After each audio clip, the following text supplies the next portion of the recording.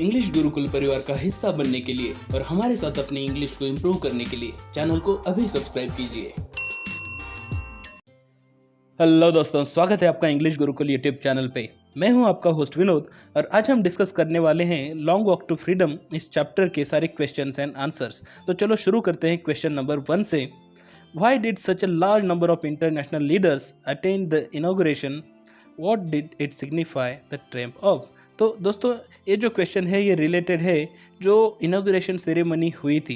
दोस्तों, ये जो सारे इंटरनेशनल लीडर्स थे वो वहाँ पे पहली डेमोक्रेटिक सरकार की इनॉग्रेशन, उद्घाटन और जो शपथ विधि होता है, स्वेरिंग इन सेरेमनी होती है, उसे अटेंड करने के लिए आए हुए थे। और ये जो दूसरा पार्ट है ये बहुत ज़रूरी है। ये सिग्निफाई करता है कि ये लोकतंत्र की विजय है, ये अच्छाई की विजय है। जैसा कि नेल्सन मंडेला ने अपने स्पीच के अंदर बताया था, वो कहते हैं कि ये इंसानियत की जीत है कि अब सभी को समानता के साथ अधिकार मिलेगा, हर एक व्यक्ति एक दूसरे के समान होगा।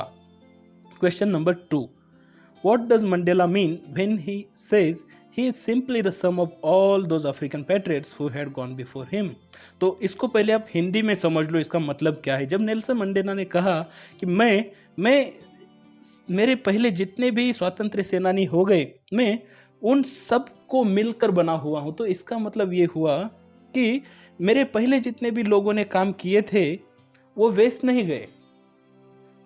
जैसे कि आपको पता है कि 300 साल लगे साउथ अफ्रीका को आज़ादी पाने के लिए। 300 साल से ये जो फ्रीडम स्ट्रगल है चालू थी।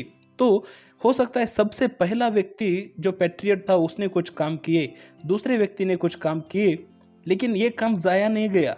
वो ये कहना चाह रहे हैं कि जो एक आखिर ऐसा होता है कि एक मैच आप खेलते हो और सबसे लास्ट बॉल पर जो व्यक्ति 6 लगा देता है, जो जिताता है, हम उसे मैच विनर कहते हैं।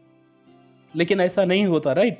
जिस तरह से पहले बॉल से खेलकर जिसने एक एक रन भी बनाया है उसका भी योगदान उस मैच को जिताने में है। ठीक उसी तरह की भावना नेल्सन मंडेला यहाँ पे कहते हैं कि मैं ये जो सारे लोग हैं, मेरे पहले जितने भी पैट्रियट्स हैं, क्रांतिकारी होकर गए, मैं उन सब का सम हूँ। सम का मतलब होता है बेरीज, टोटल एडिशन। तो मैं इन सबको मिलकर बना हूँ और इन सब ने जो पहले काम किया था वो सब जमा होते गया है और आखिर में अब जाके इन सब के सम टोटल से अब आज़ादी मिली है, फ्रीडम मिला है। उम्मीद करता हूँ आपको ये अच्छे से समझा है। Question number 3, would you agree that the depths of operation create heights of character?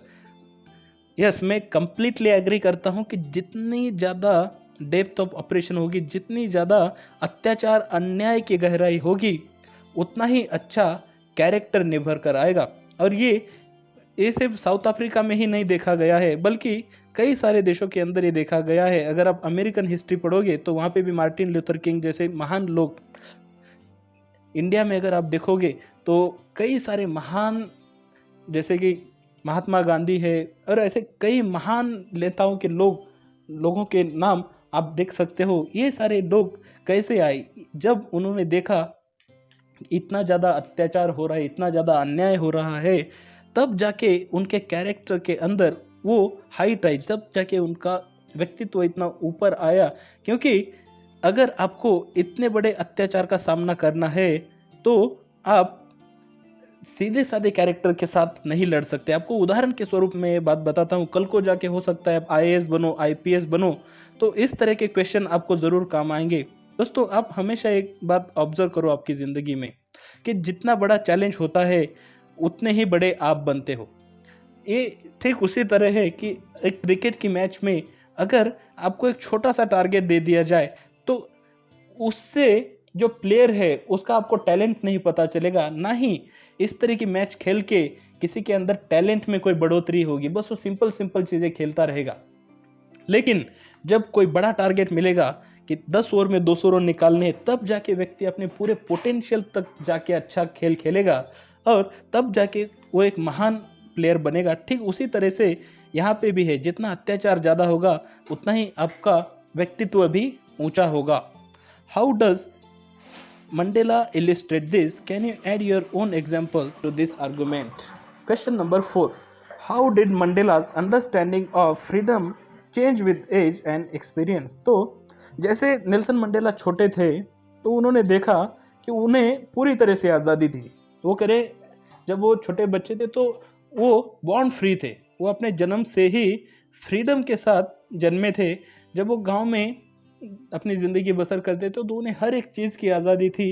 वो जहाँ चाहे वहाँ जा सकते थे, वो अपने नहरों में स्विमिंग कर सकते थे, बैलों के ऊपर वो बैठकर यहाँ से वहाँ जा सकते थे, अपने गांव में से दौड़ सकते थे और ऐसे कई चीज़ें वो कर रहे। तो जहाँ चाहे वहाँ पे अपने जो मीलीज है वो पका सकते थे, खा सकते थे।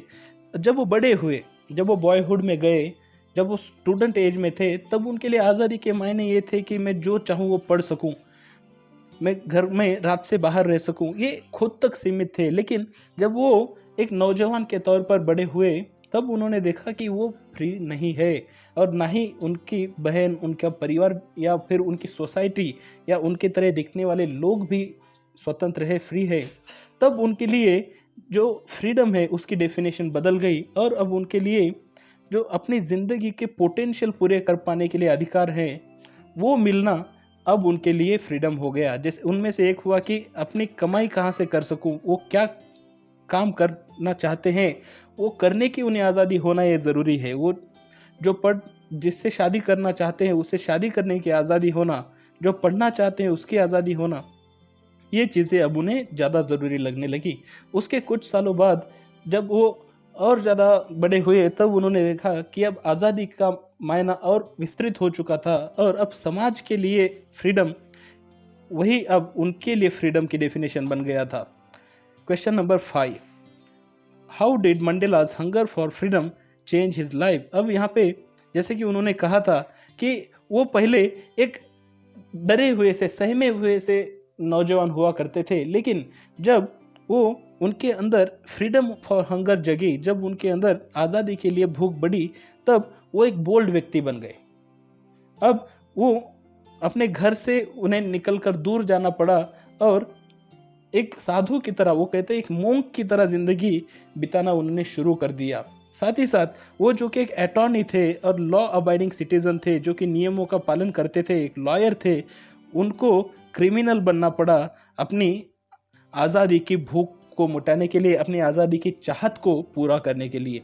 दोस्तों उम्मीद करता हूँ आपको इस चैप्टर के सारे क्वेश्चन एंड आंसर अच्छे से समझ गए हैं। अगर आपके फिर भी कुछ डाउट्स हो तो कमेंट्स लिखकर ज़रूर पूछ सकते हैं।